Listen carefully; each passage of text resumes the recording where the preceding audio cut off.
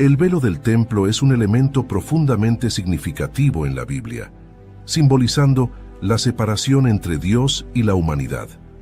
Colocado en el templo de Jerusalén, este velo dividía el lugar santo del lugar santísimo, donde solo el sumo sacerdote podía entrar una vez al año. Sin embargo, con la muerte de Jesús en la cruz, el velo se rasgó de arriba a abajo, marcando un momento crucial en la historia de la redención. En este video, exploraremos el significado y la importancia del velo del templo, desde su propósito en la adoración israelita hasta su poderoso simbolismo en la nueva alianza. Acompáñanos en este viaje a través de las páginas de la Biblia para descubrir el profundo mensaje detrás del velo del templo y lo que representa para nuestra fe hoy. Para entender el rasgamiento del velo del templo, primero debemos comprender el contexto y el significado del velo dentro del templo de Jerusalén.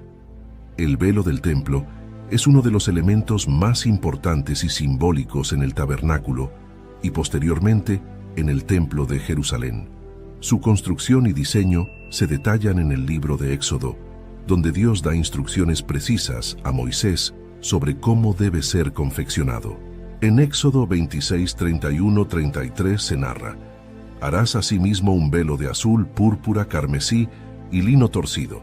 Será hecho de obra primorosa con querubines, y lo pondrás sobre 4 columnas de madera de acacia cubiertas de oro, sus capiteles de oro sobre basas de plata. Y pondrás el velo debajo de los corchetes, y meterás allí, del velo adentro, el arca del testimonio, y aquel velo os hará separación entre el lugar santo y el santísimo. El velo tenía un propósito fundamental en el tabernáculo y el templo: separar el lugar santo del lugar santísimo. El lugar santo contenía elementos como el candelabro, la mesa de los panes de la proposición y el altar del incienso, utilizados en el culto diario. El lugar santísimo, por otro lado, albergaba el arca del testimonio, donde se encontraba la presencia de Dios sobre el propiciatorio entre los querubines. El velo actuaba como una barrera que impedía el acceso directo a la presencia de Dios. Solo el sumo sacerdote podía pasar más allá del velo una vez al año, en el día de la expiación, para hacer expiación por los pecados del pueblo de Israel. En Levítico 16:2, 15-16 se narra: y Dios dijo a Moisés: di a Aarón tu hermano que no en todo tiempo entre en el santuario detrás del velo, delante del propiciatorio que está sobre el arca, para que no muera, porque yo apareceré en la nube sobre el propiciatorio. Después degollará el macho cabrío en expiación por el pecado del pueblo, y llevará la sangre detrás del velo adentro, y hará con aquella sangre como hizo con la sangre del becerro, y la rociará sobre el propiciatorio y delante del propiciatorio. Así purificará el santuario, a causa de las impurezas de los hijos de Israel, de sus rebeliones y de todos sus pecados. De la misma manera, hará también al tabernáculo de reunión, el cual reside entre ellos en medio de sus impurezas. Este acto subrayaba que solo mediante la expiación y la purificación se podía entrar en la presencia de Dios. El velo representaba la santidad de Dios y la separación del pecado.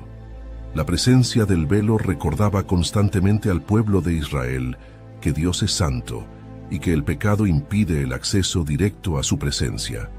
El velo también anticipaba la necesidad de un mediador perfecto que podría eliminar esta barrera de una vez por todas. En Isaías 59:2 se narra: pero vuestras iniquidades han hecho división entre vosotros y vuestro Dios, y vuestros pecados han hecho ocultar de vosotros su rostro para no oír. La existencia del velo subrayaba la condición humana de estar separada de Dios debido al pecado y la necesidad de un sacrificio expiatorio para restaurar la relación con Él. La existencia del velo también subrayaba la necesidad de expiación para acercarse a Dios. Los rituales del día de la expiación y otros sacrificios eran necesarios para purificar al sacerdote y al pueblo, permitiendo un acceso temporal y condicionado a la presencia de Dios. El sumo sacerdote debía llevar a cabo elaborados rituales de purificación antes de entrar al lugar santísimo. Esto incluía el sacrificio de un toro y un macho cabrío, cuya sangre era rociada sobre el propiciatorio, para hacer expiación por los pecados. El significado de la sangre. La sangre de los sacrificios simbolizaba la vida, y su derramamiento era necesario para la remisión de los pecados. Levítico 17:11. Esto prefiguraba el sacrificio perfecto de Jesús, cuya sangre derramada ofrecería una expiación definitiva. La limitación del sistema de sacrificios. A pesar de la importancia de estos rituales, el sistema de sacrificios del Antiguo Testamento era inherentemente limitado. La necesidad de repetir los sacrificios año tras año indicaba que no proporcionaban una expiación completa y definitiva. Hebreos 10:1-4 explica que los sacrificios ofrecidos según la ley eran una sombra de los bienes venideros y no podían por sí mismos perfeccionar a los que se acercaban. La repetición constante de los sacrificios subrayaba la espera de un sacrificio perfecto y definitivo que eliminaría la barrera del pecado de una vez por todas. El Antiguo Testamento está lleno de promesas y profecías que apuntan hacia un nuevo pacto y una reconciliación definitiva entre Dios y la humanidad. Estas promesas indican que el sistema de sacrificios y la separación simbolizada por el velo del templo no eran finales, sino que preparaban el camino para una transformación profunda y duradera. Una de las profecías más significativas sobre el nuevo pacto se encuentra en el libro de Jeremías. Estas palabras ofrecen esperanza y anticipación de una relación renovada entre Dios y su pueblo. He aquí que vienen días, dice el Señor, en los cuales haré nuevo pacto con la casa de Israel y con la casa de Judá, no como el pacto que hice con sus padres el día que tomé su mano para sacarlos de la tierra de Egipto, porque ellos invalidaron mi pacto, aunque fui yo un marido para ellos, dice el Señor. Pero este es el pacto que haré con la casa de Israel después de aquellos días, dice el Señor. Daré mi ley en su mente, y la escribiré en su corazón, y yo seré a ellos por Dios, y ellos me serán por pueblo. Y no enseñará más ninguno a su prójimo, ni ninguno a su hermano, diciendo, «Conoce a el Señor», porque todos me conocerán, desde el más pequeño de ellos hasta el más grande, dice el Señor. Porque perdonaré la maldad de ellos, y no me acordaré más de su pecado. Esta profecía señala un cambio fundamental. La ley de Dios no estaría escrita solo en tablas de piedra, sino en los corazones de su pueblo. Esto implica una relación interna y personal con Dios, en lugar de una basada únicamente en rituales externos. Otras profecías también indican la venida de un tiempo de restauración y transformación, en el que la relación entre Dios y su pueblo sería renovada de manera radical. En Ezequiel 36, 26, 27 se narra: «Os daré corazón nuevo, y pondré espíritu nuevo dentro de vosotros, y quitaré de vuestra carne el corazón de piedra, y os daré un corazón de carne, y pondré dentro de vosotros mi espíritu, y haré que andéis en mis estatutos, y guardéis mis preceptos, y los pongáis por obra». Esta promesa de un corazón nuevo y un espíritu nuevo señala hacia una transformación interior, facilitada por el Espíritu de Dios. Esto no solo apunta a una restauración externa, sino a un cambio profundo en la naturaleza misma del ser humano. Las profecías del Antiguo Testamento también anticipan la venida del Mesías, quien sería el mediador del nuevo pacto y traería la reconciliación definitiva entre Dios y su pueblo. En Isaías 53, 5, 6 se narra: «Mas él herido fue por nuestras rebeliones, molido por nuestros pecados. El castigo de nuestra paz fue sobre él, y por su llaga fuimos nosotros curados. Todos nosotros nos descarriamos como ovejas, cada cual se apartó por su camino. Mas Dios cargó en él el pecado de todos nosotros». Esta profecía de Isaías describe al siervo sufriente, quien tomaría sobre sí los pecados de la humanidad, trayendo curación y reconciliación. Este siervo es identificado en el Nuevo Testamento como Jesucristo, cuya vida y sacrificio cumplen estas promesas. En el Nuevo Testamento, Jesús es presentado como el mediador del nuevo pacto, cumpliendo las profecías y promesas del Antiguo Testamento. Su muerte y resurrección inauguran una nueva era de relación con Dios. En Hebreos 8, 6, 13 se narra: pero ahora tanto mejor ministerio es el suyo, cuanto es mediador de un mejor pacto, establecido sobre mejores promesas.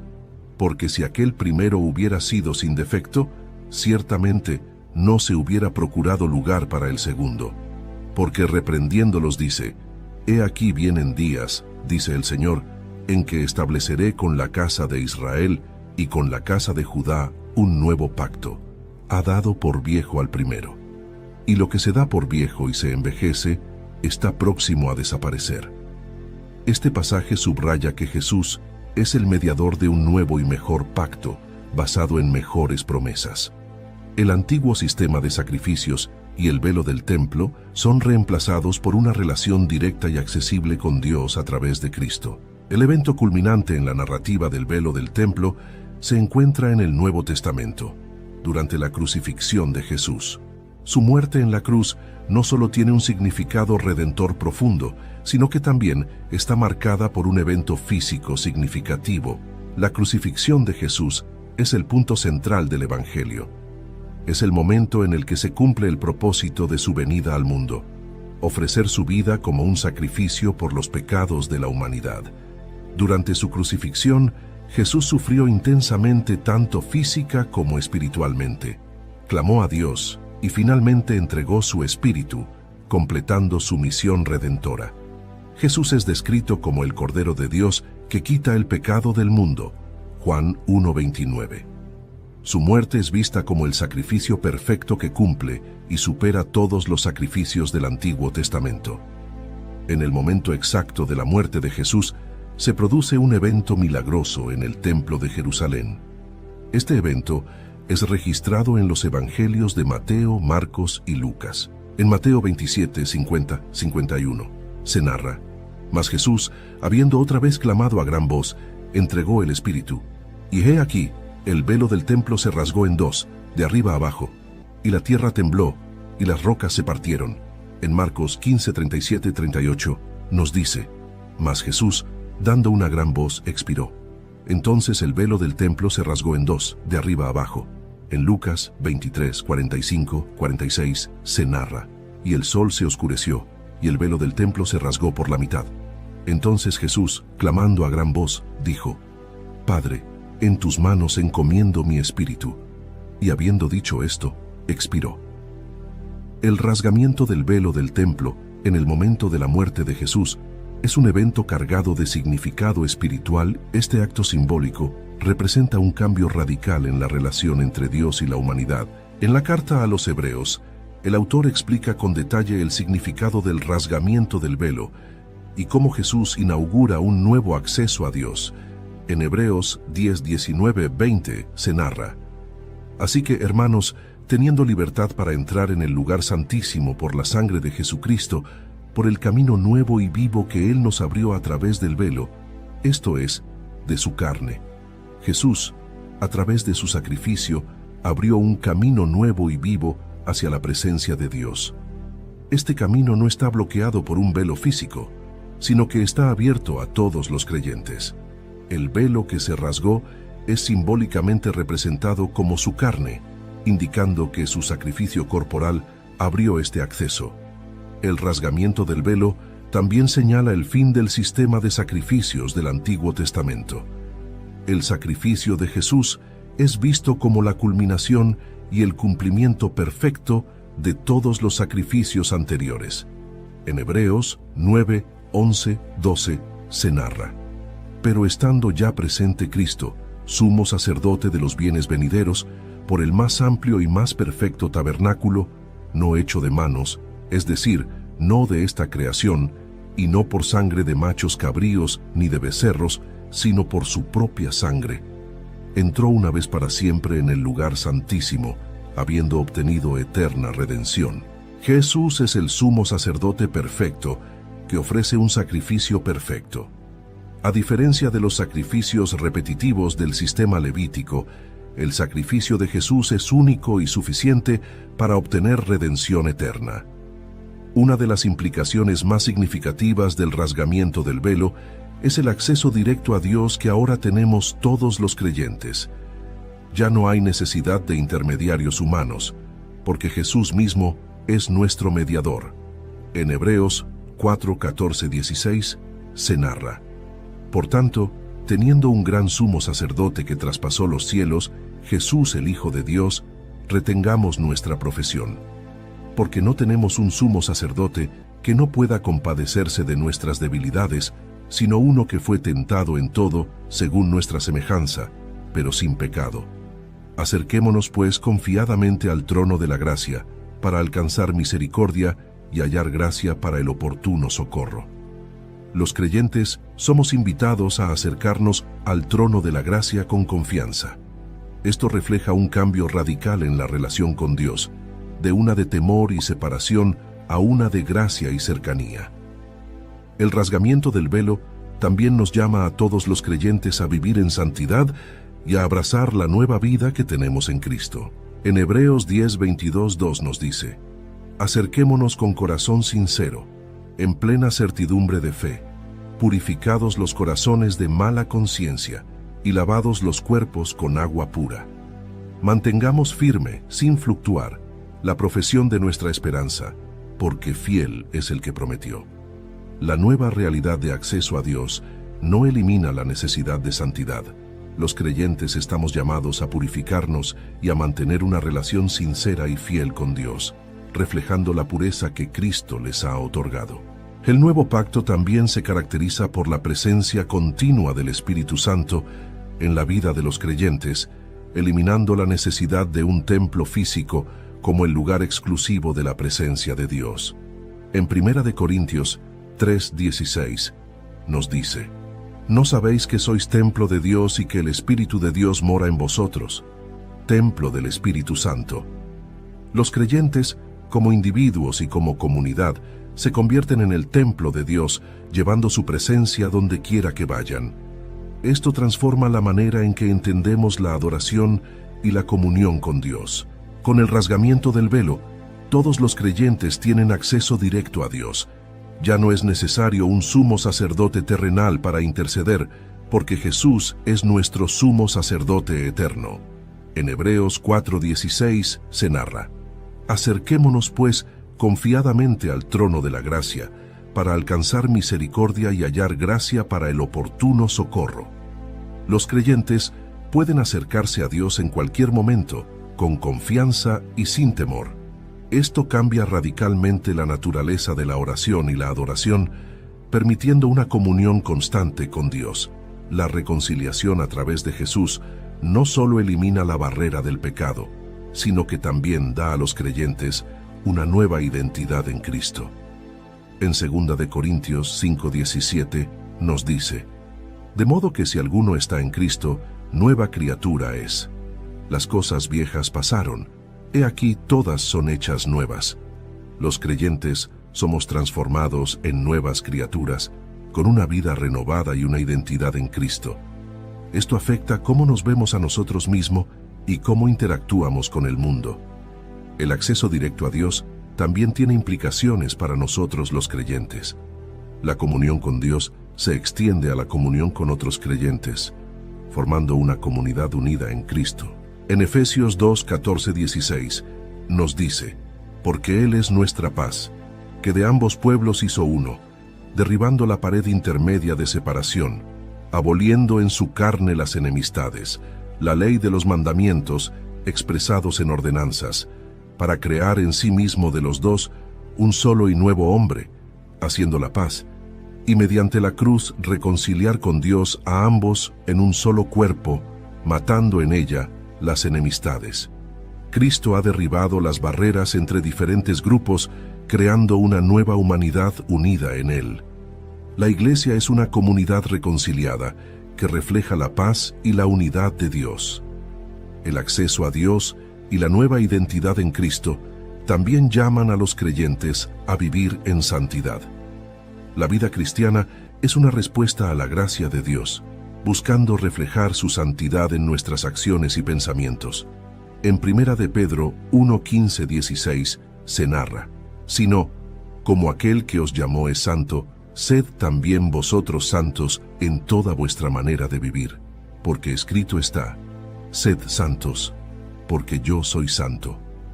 La vida cristiana es un proceso continuo de santificación, buscando ser más como Cristo cada día. Esto implica dejar atrás las viejas maneras de vivir y adoptar una vida que refleje los valores y la santidad de Dios. El nuevo acceso a Dios también implica la presencia continua del Espíritu Santo en la vida de nosotros los creyentes. El Espíritu Santo guía, consuela y transforma a los creyentes, capacitándolos para vivir de acuerdo con la voluntad de Dios. En Gálatas 5:22-23 se narra: mas el fruto del Espíritu es amor, gozo, paz, paciencia, benignidad, bondad, fe, mansedumbre, templanza. Contra tales cosas no hay ley. La vida de todos los creyentes debe estar marcada por el fruto del Espíritu, reflejando las cualidades de Dios en sus relaciones y acciones diarias. El Espíritu Santo también nos capacita a todos los creyentes con dones espirituales para edificar la iglesia y servir a los demás. La eliminación de la barrera del velo también transforma la adoración y el servicio. Los creyentes son llamados a adorar a Dios en espíritu y en verdad, y a servir a los demás como una expresión de su fe. En Romanos 12:1 se narra: así que, hermanos, os ruego por las misericordias de Dios, que presentéis vuestros cuerpos en sacrificio vivo, santo, agradable a Dios, que es vuestro culto racional. La adoración no se limita a los actos religiosos, sino que abarca toda la vida del creyente. Cada acción y decisión es una oportunidad para adorar a Dios y reflejar su amor.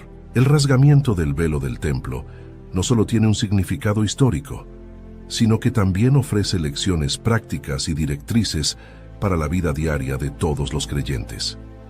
A través de esta nueva realidad, los cristianos están llamados a vivir de manera que refleje su acceso directo a Dios y su identidad en Cristo. El acceso directo a Dios nos invita a cultivar una relación íntima y continua con Él. Esto se manifiesta en una vida de oración, estudio de la Biblia y adoración sincera. En 1 de Tesalonicenses 5:17 nos dice: orad sin cesar. Debemos mantener una comunicación constante con Dios, llevando todas sus preocupaciones, agradecimientos y peticiones ante Él. En Salmo 1:2 se narra: sino que en la ley de Dios está su delicia, y en su ley medita de día y de noche. Meditar en las Escrituras nos ayuda a todos los creyentes a conocer mejor a Dios y su voluntad para sus vidas, transformando sus corazones y mentes. El acceso a Dios también implica una nueva relación con otros creyentes, formando una comunidad unida en Cristo. La Iglesia es una familia espiritual donde se vive la unidad y el amor. En Juan 13:34-35 nos dice: un mandamiento nuevo os doy, que os améis unos a otros. Como yo os he amado, que también os améis unos a otros. En esto conocerán todos que sois mis discípulos, si tuviereis amor los unos con los otros. Los creyentes deben amar y servir a los demás, reflejando el amor de Cristo en sus relaciones. En Efesios 4:15-16 se narra: sino que siguiendo la verdad en amor, crezcamos en todo en aquel que es la cabeza, esto es, Cristo, de quien todo el cuerpo, bien concertado y unido entre sí por todas las coyunturas que se ayudan mutuamente, según la actividad propia de cada miembro, recibe su crecimiento para ir edificándose en amor. La comunidad cristiana debe edificarse mutuamente, utilizando los dones espirituales para fortalecer y apoyar a la Iglesia. El llamado a la santidad es una respuesta a la obra redentora de Cristo y al acceso directo a Dios. Los creyentes deben vivir vidas que reflejen la pureza y la justicia de Dios. En 1 de Pedro 2:12 se narra: manteniendo buena vuestra manera de vivir entre los gentiles, para que en lo que murmuran de vosotros como de malhechores, glorifiquen a Dios en el día de la visitación, al considerar vuestras buenas obras. Los creyentes debemos vivir de manera ejemplar, siendo luz en medio de un mundo oscuro, y testificando con nuestras acciones del cambio que Cristo ha hecho en nuestras vidas. En Romanos 12:2 se narra: no os conforméis a este siglo, sino transformaos por medio de la renovación de vuestro entendimiento, para que comprobéis cuál sea la buena voluntad de Dios, agradable y perfecta. La renovación de la mente y el corazón es un proceso continuo, permitiendo a los creyentes discernir y vivir conforme a la voluntad de Dios. La adoración y el servicio no se limitan a los momentos específicos de culto, sino que abarcan toda la vida del creyente. Cada acción y decisión debe ser una ofrenda a Dios.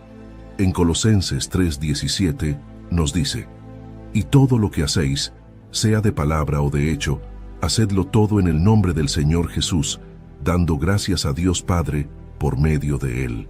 La adoración debe impregnar cada aspecto de la vida, haciendo todo para la gloria de Dios y en el nombre de Jesús.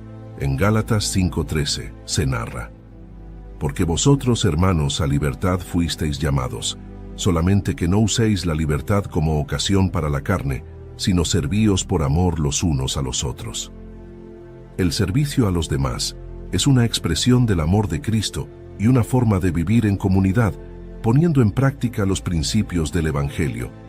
El rasgamiento del velo del templo transforma radicalmente nuestra vida como creyentes, otorgándonos acceso directo a Dios, una nueva identidad en Cristo y un llamado a vivir en santidad y comunión.